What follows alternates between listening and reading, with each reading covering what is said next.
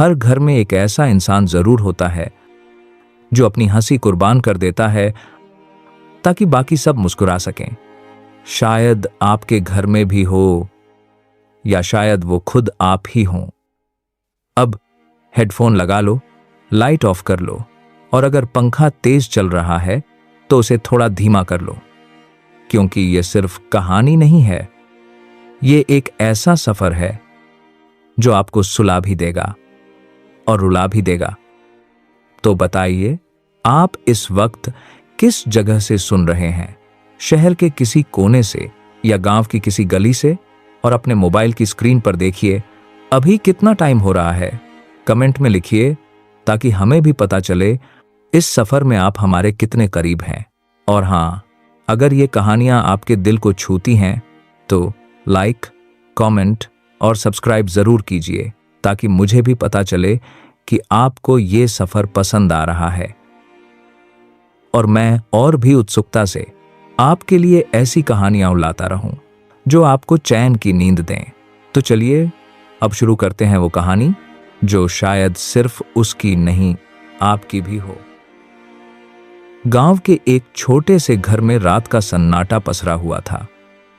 बैठा एक बेटा आसमान की ओर देख रहा था। आंखों में हजार सपने थे, मगर दिल पर हजारों जिम्मेदारियों का बोझ भी। उसके पिता बूढ़े हो चुके थे, कमर झुकी हुई थी। मां का चेहरा दवाइयों की वजह से पीला पड़ गया था। बहन शादी की उम्र में थी और छोटा भाई पढ़ाई में तेज था। अफसर बनने का सपना देखता था। घर का सबसे बड़ा बेटा जानता था, अगर मैं न होता तो ये घर कब का बिखर जाता। उस रात उसने माँ बाप की बातें सुनी। पिता कह रहे थे, काश हम इतना कमा पाते कि बेटी की शादी करवा पाते। माँ की आंखें भर आईं। पता नहीं बेटा कब तक ये सब सह पाएगा। चारपाई पर लेटा हुआ वो बेटा करवट बदलते हुए सोच रहा था, अब मेरी जिंदगी मेरी नहीं रही, अब ये घर ही मेरी जिंदगी है। सुबह होते ही उसने फैसला कर लिया, गांव छोड़कर शहर जाएगा। वहां काम करेगा, पैसा कमाएगा और इस घर को संभालेगा। उसकी आंखों में आंसू थे, मगर होंठों पर मुस्कान। वो जानता था अब उसकी जिंदगी सिर्फ उसके लिए नहीं, बल्कि मां, पापा, बहन और भाई के लिए है।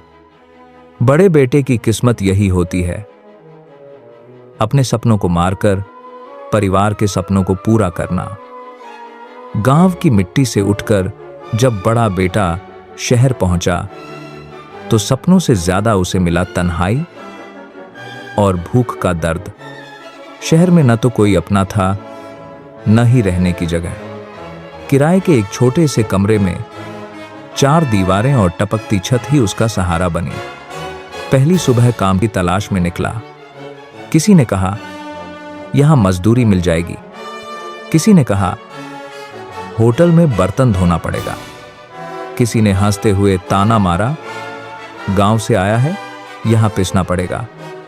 दिन भर भटक कर जब होटल में बर्तन धोने की नौकरी मिली तो पेट में भूख थी, लेकिन जेब में सिर्फ 2 रुपए। उसने अपने लिए खाना नहीं लिया, बल्कि मन में सोचा, ये पैसे घर भेज दूंगा, मां के काम आएंगे। रात को अकेले कमरे में बैठा, रोटी का टुकड़ा और आंसुओं का घूंट निगलकर सो गया। मगर उस रात उसने पहली बार महसूस किया, शहर में किसी के लिए नहीं जिया जाता, यहां सिर्फ जीने के लिए लड़ा जाता है। हर महीने जैसे तैसे पैसे जोड़कर घर भेजता। फोन पर मां कहती, बेटा तू ठीक है ना? वो मुस्कुराकर झूठ बोल देता, हाँ मां, यहां सब अच्छा है, खाना भी अच्छा मिलता है, कमरे में भी आराम है। लेकिन हकीकत यह थी कि उसके कमरे की 4 दीवारें हर रात उसकी खामोशी सुनती थीं और उसके आंसू चुपचाप तकिए में समा जाते थे। शहर ने उससे उसकी हंसी छीन ली थी, लेकिन उसने शहर से अपने परिवार की खुशी खरीद ली थी। हर महीने शहर से गांव पैसा जाता रहा और हर महीने बड़े बेटे का सपना अधूरा होता गया। बहन की शादी की बातें घर में उठीं। पिता की आंखें भर आईं। पता नहीं कैसे होगा, इतने खर्चे कहां से आएंगे।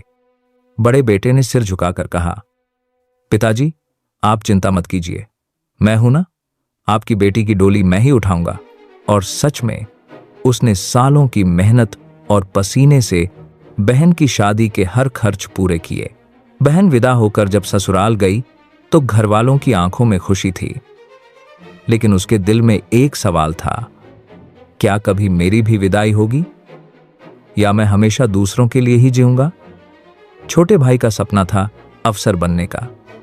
किताबें, फीस, कोचिंग, सबका खर्च वही उठाता। खुद फटे जूते पहनता रहा, लेकिन भाई के लिए नए जूते ले आया। खुद पुरानी शर्ट सिलकर पहनता रहा, लेकिन भाई के लिए अच्छे कपड़े दिलाए। माँ की दवाइयाँ कभी रुकी नहीं। पिता की छोटी छोटी इच्छाएं पूरी होती रहीं, लेकिन उसने अपनी एक भी इच्छा जाहिर नहीं की। शहर के दोस्त बोले, कभी अपने लिए भी सोच ले, शादी कर ले, जिंदगी जी ले। वो बस हंसकर कहता, मेरी जिंदगी तो मेरे घर की जिम्मेदारियों में ही है। और धीरे धीरे उसके अपने सपने उसकी जिम्मेदारियों के बोझ तले दबते चले गए। कभी उसने नई चीजें नहीं मांगी, कभी अपने लिए खुशियां नहीं खरीदी, क्योंकि उसके लिए सबसे बड़ी खुशी यही थी कि उसके घर वाले खुश रहें। जिम्मेदारियों का बोझ उठाते उठाते कभी कभी उसका अपना शरीर जवाब देने लगता था। कभी तेज बुखार हो जाता, कभी खांसी कई दिनों तक नहीं रुकती। काम से लौटा तो पूरा बदन पसीने से तर और बुखार से तपता था। छोटे से कमरे में अकेला पड़ा रहा, ना पानी देने वाला कोई, ना दवा लाने वाला। रात को फोन पर माँ बोली, बेटा, तेरी आवाज ढीली लग रही है, तू ठीक तो है ना? उसने झूठ बोला, हाँ माँ, बस थोड़ा थक गया हूं, चिंता मत कर। असलियत ये थी कि वो बुखार में कई रातें बिना दवा गुजार देता। कभी टूटी खाट पर लेटा छत की तरफ देखता और सोचता, जिसने सबका ख्याल रखा उसका ख्याल रखने वाला कोई क्यों नहीं। पेट में जलन, बदन में दर्द और आंखों में आंसू।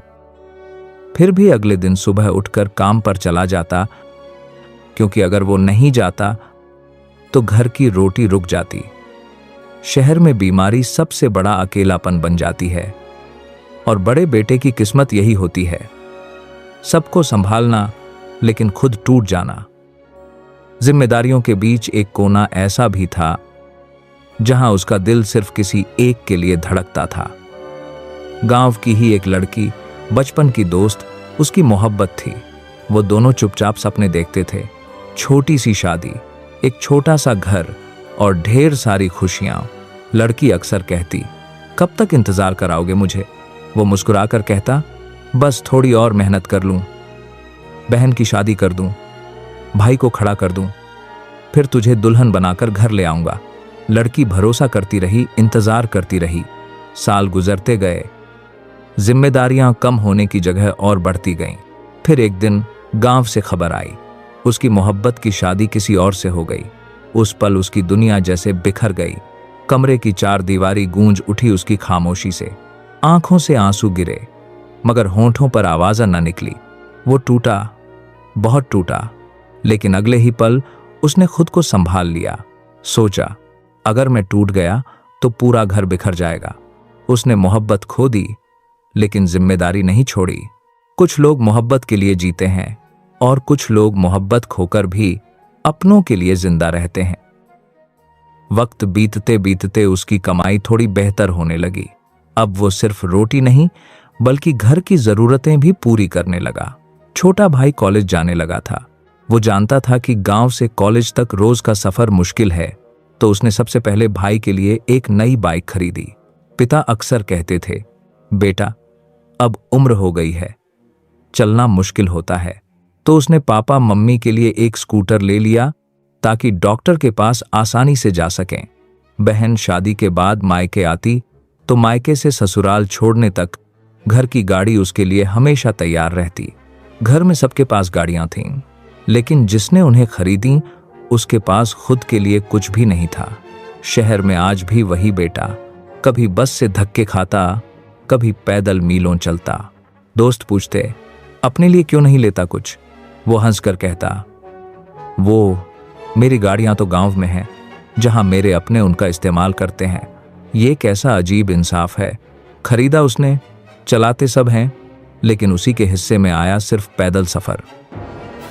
गांव में जब भी त्योहार आता था, पूरा घर रोशनी और हंसी से भर जाता था, लेकिन उसी वक्त शहर के छोटे कमरे में अंधेरा और तन्हाई पसरी रहती थी। दिवाली की रात घर में दियों की कतारें जल उठीं, बच्चों की हंसी, पटाखों की आवाज और माँ की मिठाइयों की खुशबू पूरे आंगन में फैली। माँ ने फोन किया, बेटा इस बार तो घर आ जा, तेरे बिना त्योहार अधूरा लगता है। उसने झूठी हंसी के साथ कहा, माँ छुट्टी नहीं मिली, आप सब मना लो, मैं अगली बार आऊँगा। असलियत ये थी कि छुट्टी मिल सकती थी, पर उसने टिकट का पैसा भी बचाकर घर भेज दिया, क्योंकि उसके लिए घर का त्योहार उसके आने से नहीं बल्कि घर वालों की मुस्कान से पूरा होता था। वो अकेले कमरे में मोमबत्ती जलाकर बैठा रहा। बाहर पटाखे फूटते रहे, लेकिन उसके दिल में सन्नाटा गूंजता रहा। होली पर भी वही हाल। गांव में सब रंगों में भीगते रहे और वो शहर की भीड़ में खोया सिर्फ मोबाइल की तस्वीरें देखकर संतोष करता रहा। त्योहार सबके लिए खुशी लाते हैं, लेकिन बड़े बेटे के लिए त्योहार हमेशा तन्हाई और बलिदान की याद छोड़ जाते हैं। कमाई बढ़ी जरूर थी, लेकिन जिम्मेदारियां उससे कहीं ज्यादा बढ़ गई थीं। कई बार मन करता कि अपने लिए अच्छे कपड़े ले ले, एक बढ़िया जूता पहन ले या मोबाइल बदल ले, लेकिन जब जेब में पैसे गिनता तो सोचता इन रुपयों से माँ की दवा आ जाएगी, भाई की किताब आ जाएगी। उसके अपने सारे शौक वहीं खत्म हो जाते। गांव में भाई के लिए हर त्योहार पर नए कपड़े जाते, बहन के लिए गहने आते, माँ पापा के लिए दवाइयाँ और ज़रूरत का सामान पहुँचता। लेकिन शहर में उसके पास वही फटे जूते थे, वही पुरानी शर्ट और वही टूटी घड़ी। कभी आईने में खुद को देखता और मन में आता, क्या मैं भी थोड़ा जी सकता हूँ? फिर अगले ही पल हंसकर कहता, नहीं, मेरी खुशी तो घर वालों की मुस्कान में है। उसके दोस्त मजाक में कहते, भाई तू कमाता तो बहुत है, लेकिन दिखता नहीं। वो बस चुप रह जाता, क्योंकि वो जानता था कमाई मैंने अपने लिए नहीं, अपने घर के लिए की है। कभी उसने खुद के सपनों को पूरा नहीं किया, लेकिन अपनों की हर ख्वाहिश पूरी की। जिम्मेदारियां इंसान को वक्त से पहले बड़ा बना देती हैं, और बड़ा बेटा इसका सबसे बड़ा सबूत होता है। उसके दोस्त अक्सर कहते, यार तू तो बस पैसे कमाने की मशीन बन गया है, ना घूमता है ना शौक पूरे करता है। किसी ने मजाक में कहा, तेरे पास तो कुछ है ही नहीं, सारा पैसा घर भेज देता है, क्या मिलेगा तुझे बदले में? वो हंसकर टाल देता, लेकिन अंदर से हर ताना तीर की तरह चुभ जाता। गांव में माँ पापा भी कई बार फोन पर कहते, बेटा अब बहुत मेहनत हो गई, थोड़ा अपने लिए भी सोच। पापा की आवाज में छुपी चिंता उसे सुनाई देती थी। माँ की दुआएं उसके दर्द को थोड़ी देर दबा देती थीं, पर असलियत ये थी कि वो अपने ही जज्बात कभी किसी को बता नहीं पाता था, क्योंकि उसे डर था कि अगर वो टूट गया तो माँ पापा और भी परेशान हो जाएंगे। दोस्तों के ताने, अपनों की चिंता और खुद के अंदर का खालीपन, इन तीनों ने मिलकर उसकी नींद, उसकी हंसी और उसकी जवानी छीन ली। जिंदगी में इंसान सब कुछ सह लेता है, लेकिन जब अपने सपने खुद अपने हाथों से तोड़ने पड़ते हैं, तब दिल सबसे ज्यादा रोता है। उसकी उम्र शादी की हो चुकी थी।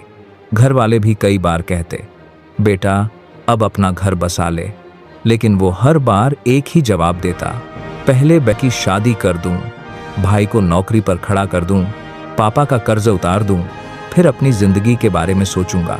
वक्त निकलता गया। उसकी मोहब्बत तो पहले ही किसी और की हो चुकी थी। अब रिश्तेदार ताना देने लगे, इतनी कमाई करता है फिर भी घर क्यों नहीं बसाता? उसने कभी जवाब नहीं दिया, क्योंकि वो जानता था उसका घर तो वही है जहां माँ पापा और भाई बहन चैन से जी सकें। वो खुद की शादी टालता रहा और एक दिन उम्र ही निकल गई, जिसने पूरे घर को खड़ा कर दिया, जिसने भाई को पढ़ाकर अफसर बना दिया, जिसने बहन की शादी शान से कर दी, जिसने माँ पापा को बुजुर्गी में सुकून दिया।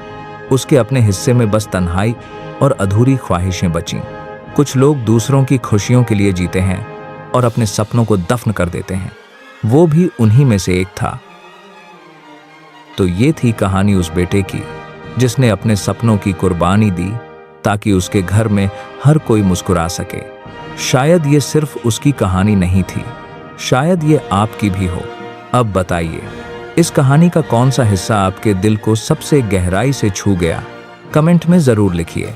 और हाँ, अगर ये कहानी आपको दिल से अच्छी लगी हो तो लाइक, कमेंट और सब्सक्राइब ज़रूर कीजिए, ताकि हमें भी पता चले कि ये सफ़र आपको सच में छू रहा है। आपका एक छोटा सा कमेंट, एक लाइक हमें और भी उत्सुकता देगा आपके लिए अगली कहानी लाने की, क्योंकि यहाँ हर 2 दिन में आपको ऐसी ही कहानियाँ मिलेंगी जो आपको सुला भी देंगी और रुला भी देंगी। तो अगली कहानी तक अपना और अपने अपनों का ख्याल रखिए। शुभ रात्रि।